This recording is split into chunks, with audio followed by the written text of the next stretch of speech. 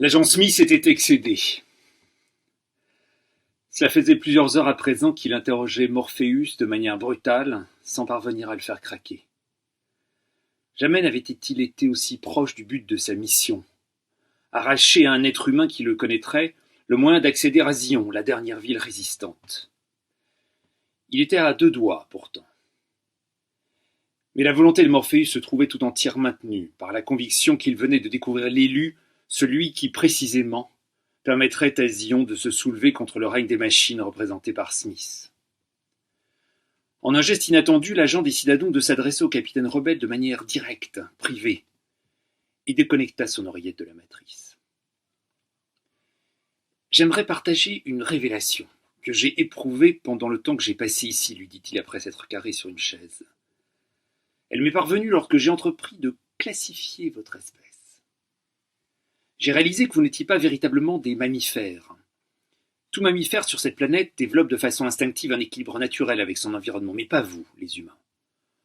Vous vous installez dans un endroit et vous vous multipliez. Vous vous multipliez jusqu'à ce que toutes les ressources naturelles soient épuisées. La seule manière que vous ayez de survivre est de vous répandre vers un autre lieu. Il y a un autre type d'organisme sur cette planète qui adopte ce comportement. Savez-vous lequel ? Le virus. Les êtres humains sont une maladie, un cancer de cette planète. Vous êtes une peste, et nous sommes le remède. C'était un monologue agressif et implacable qui prétendait témoigner d'une lucidité supérieure tout en cherchant à démoraliser son interlocuteur. Bien entendu, il était tout à fait possible de l'écarter d'un revers de la main, comme on le ferait d'un discours trop entendu, d'une caricature, comme il s'en dessine de temps à autre du côté des grands misanthropes. Pourtant, l'agent Smith n'avait pas entièrement tort. Si on écartait la rhétorique du mépris, il y avait quelque chose de vrai dans la description d'une humanité possédant plus d'un trait en commun avec les modes d'opération d'un virus. Deux points de son discours en particulier rendaient un écho de vérité.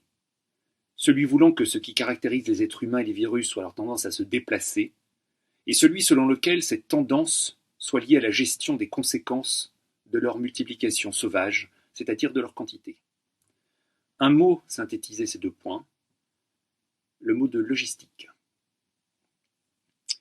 De fait, toute l'histoire des épidémies repose sur quelque chose comme une communauté de destin. Il n'y a de virus que là où les êtres humains se sont organisés pour vivre en groupe plus important que quelques individus. À partir de ce qu'on continue à appeler révolution néolithique, soit vers 9-7 000 avant notre ère, de nouvelles techniques d'exploitation des terres les plus fertiles entourant un certain nombre de bassins hydrologiques, comme le delta du Tigre et de l'Euphrate, autorisèrent en effet la création des premières installations sédentaires. Composées de quelques familles au départ, celles-ci vont grossir avec le temps et finir par former les premiers villages, les premières villes, les premiers espaces de cohabitation de masse de l'histoire. Or, cette cohabitation n'impliquait pas seulement les humains, elle impliquait aussi toutes les créatures qui accompagnaient leur sédentarisation au nom des exigences de la nourriture, de l'équipement, etc. Les communautés néolithiques étaient donc des communautés qui comptaient autant de non-humains, animaux et végétaux qu'ils comptaient d'humains, voire même davantage si on y ajoutait les populations microscopiques vivant en symbiose avec eux, insectes divers, micro-organismes, bactéries. L'organisation néolithique des communautés constitua la première expérimentation de cohabitation à grande échelle entre espèces et même régimes, qui n'étaient pas nécessairement faits pour vivre ensemble, ou en tout cas pour vivre ensemble de manière pacifique. De façon symptomatique, les premières épidémies de l'histoire remontent aussi à cette période. C'est dès le néolithique que l'on voit apparaître les traces de disparition soudaine de villes entières. Disparitions dont la seule explication possible est qu'elles sont dues à des attaques brutales de maladies. De fait, la cohabitation étroite avec les non-humains, ainsi que leur population parasite, favorisa les échanges interespèces. Pour le meilleur comme pour le pire, certaines maladies animales se découvrant une affinité pour le milieu biologique humain.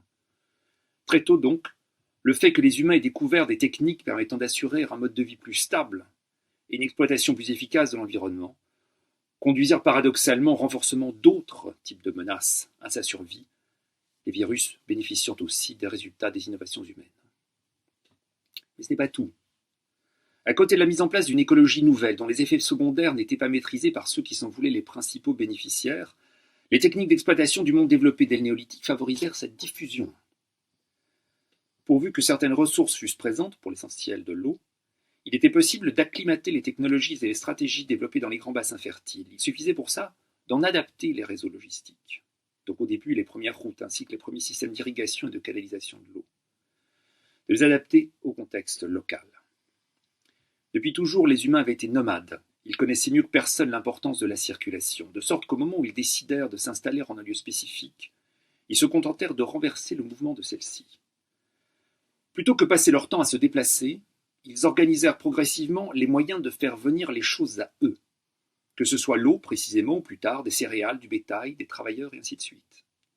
C'est-à-dire que les premiers groupes d'humains se transformèrent rapidement en attracteurs logistiques, en nœuds plus ou moins importants dans un réseau de circulation des êtres et des choses, sans lequel la vie locale demeurerait limitée. La croissance des groupes devient conditionnée à l'extension de sa prise sur son environnement, et donc à la capacité mise en œuvre par ceux-ci à se saisir à distance de ce dont ils avaient besoin pour assurer leur subsistance, sans parler de leur développement. Pour pouvoir vivre ici, il fallait qu'il y eût aussi de la vie là-bas, et que l'une comme l'autre puissent être mises en communication de sorte à se soutenir de manière mutuelle.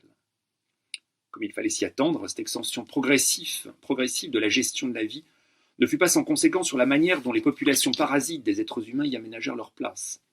Avec les matières premières, le bétail ou les commerçants eux-mêmes, les créatures qui avaient fait du microcosme néolithique leur résidence accompagnèrent aussi les méandres de ces déplacements géographiques. Si les épidémies naquirent de la concentration interespèces organisée par les êtres humains, les pandémies, elles, apparurent avec leur dissémination sur toute la surface de la planète. Elles furent la marque du succès dans sa colonisation. Il faut donc dire ceci. Il n'y a rien de nouveau dans les pandémies contemporaines. Elles ont accompagné l'histoire de l'humanité comme son ombre portée, ou plutôt comme l'ombre portée des réussites plus ou moins brillantes et plus ou moins inconscientes qu'elle a rencontrées sur le chemin de sa propre diffusion.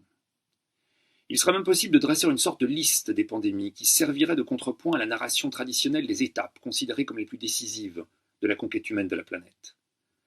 Les grandes pestes qui ont affecté le monde entier depuis l'époque d'Antonin le Pieux au second siècle de notre ère portèrent toutes témoignage d'un état spécifique du développement logistique des civilisations qu'elles ravagèrent. Les épidémies de malaria, de fièvre jaune, de typhus, qui balayèrent le continent nord-américain après l'arrivée des Européens, elles aussi, marquèrent le fait qu'il est impossible de penser les maladies en dehors de la fabrique du monde humain. En clôturant le globe sur lui-même, les explorateurs contribuèrent ainsi à finir de boucler les voies de circulation des créatures qui les accompagnaient, qu'il s'agisse des cochons, des lapins et des chevaux, de toute une série de plantes comme la canne à sucre ou bien entendu des bactéries et des virus. Les pandémies de l'âge industriel, de ce point de vue, ne changèrent pas grand-chose. Elles se contentèrent de se déployer dans un contexte où les connexions logistiques étaient plus nombreuses et où la concentration humaine avait atteint un point de non-retour. Avec la modernité, les pandémies devinrent véritablement des pandémies au sens où il n'était plus aucun coin du globe qui pouvait prétendre s'excepter du réseau de connexions permettant la circulation des êtres et des choses. Mais du point de vue de leur nature, le développement industriel et la mondialisation ne transformèrent pas les conditions de la cohabitation entre les humains et leurs parasites. Les pandémies étaient inscrites dans le fait que les humains ne peuvent pas vivre seuls, et que certaines formes de vie profitent de cette impossibilité de la solitude pour pouvoir exister aussi. Partout où la logistique permettra la multiplication des êtres humains, il y aura des créatures susceptibles d'en profiter, et plus cette logistique rendra possible la survie d'un grand nombre d'individus, plus ils seront susceptibles d'abriter cela même qui est le mieux capable de les détruire. Lorsque Martin Heidegger se permit sa célèbre remarque voulant que les animaux fussent pauvres en monde, il se trompait donc deux fois. Non seulement les animaux ont-ils un monde, mais ce monde, pour une grande partie d'entre eux, n'est autre que celui que nous avons fabriqué. C'est là une grande leçon des discussions relatives à la question de savoir si nous sommes entrés dans l'Anthropocène ou non. Nous découvrons soudain qu'un monde n'est jamais donné mais toujours fait. Toutes les activités auxquelles se sont livrés les êtres humains n'ont pas eu d'autre but que la constitution de quelque chose comme un monde, un espace vivable à la surface d'une planète dont il n'était pas acquis qu'elle fût habitable. Il se fait juste qu'un tel monde ne se construit pas tout à fait seul. Pour qu'il y ait monde, il faut la collaboration d'un nombre considérable d'êtres, certains agissant de manière plus ou moins invitée et d'autres en sous-main. Parler de logistique, c'est donc parler de l'ensemble des conditions au long desquelles il y a un monde, et donc aussi des conséquences que l'application de ces conditions à la vie des humains implique en termes d'invités indésirables. Nous ne sommes pas seuls au monde. Le fait même qu'il y ait un monde implique la cohabitation avec des myriades d'autres êtres, depuis les morceaux de roches excavés dans les mines jusqu'aux micro-organismes synthétisant l'oxygène ou filtrant les rayons du soleil dans l'atmosphère. La force exorbitante des êtres humains, s'il y en a qu'une, n'a donc que consisté à imposer une note dominante, une règle d'ordre, au monde dans lequel elle avait embarqué les autres, non sans que ceux-ci l'adaptent ensuite à leur sauce. Car c'est le fait de toute cohabitation d'altérer ce avec quoi on habite, de contribuer à modifier le design du monde fabriqué par ceux chez qui on s'invite.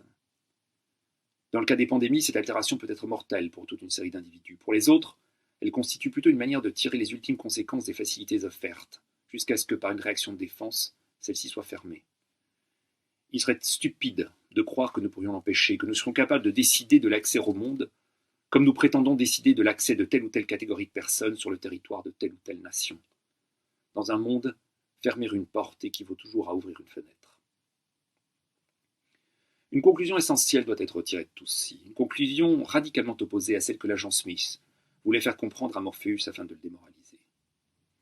Cette conclusion, ce serait celle voulant que dans l'histoire des pandémies, en particulier dans son volet contemporain, il serait possible de désigner des fautifs, des responsables, des individus à blâmer. Les candidats sont nombreux pourtant, du capitalisme industriel à la gestion néolibérale des populations, en passant par l'Occident colonisateur ou la psyché anthropocentriste des humains, ils n'ont pas manqué de recevoir l'attention des critiques de tous horizons. Mais il n'y a rien de plus ridicule, de plus absurde que ce réflexe critique. De la même manière qu'un virus ne possède aucune raison morale d'en vouloir à celui ou celle qui l'abat, personne n'est responsable de l'état du monde que nous contribuons tous à construire, pour notre plus grand bénéfice et celui d'une série d'autres espèces. En réalité, le fait même que le monde soit fabriqué, soit le résultat de nos soins aussi jaloux qu'incompétents, devrait susciter chez nous un réflexe paradoxal de solidarité vis-à-vis des passagers clandestins de la vie que nous avons organisée. Dans le monde tel que nous l'avons conçu, il est en effet devenu difficile de distinguer ce qui est virus et ce qui ne l'est pas, ce qui est parasite et ce qui ne l'est pas, ce dont l'infrastructure logistique du monde est le soutien ou pas. S'il est indéniable qu'un grand nombre de paramètres relatifs à la concentration et l'extension logistique de l'humanité sur la planète Terre pourraient être mieux gérés, cette gestion n'est pas une question de projet politique ou économique. Elle est une question de projet cosmologique, voire même cosmologistique. Les routes, canaux, ponts, rails, tunnels, câbles, tuyaux, conduites, pipelines qui recouvrent la planète de leur réseau sont par définition des systèmes de circulation sans lesquels il n'y aurait pas de vie du tout. À proprement parler, ils sont la vie, parce qu'ils sont le monde. Tout l'enjeu, pour ceux qui souhaiteraient maîtriser davantage le flux des indésirables, consiste donc à commencer par mesurer à quel point, davantage que n'importe quelle forme de discours ou d'idéologie, c'est d'eux que tous ensemble nous dépendons. Nous ne pourrons jamais nous défaire de cet ensemble aux frontières floues, mais nous pouvons au moins en apprendre la raison d'être.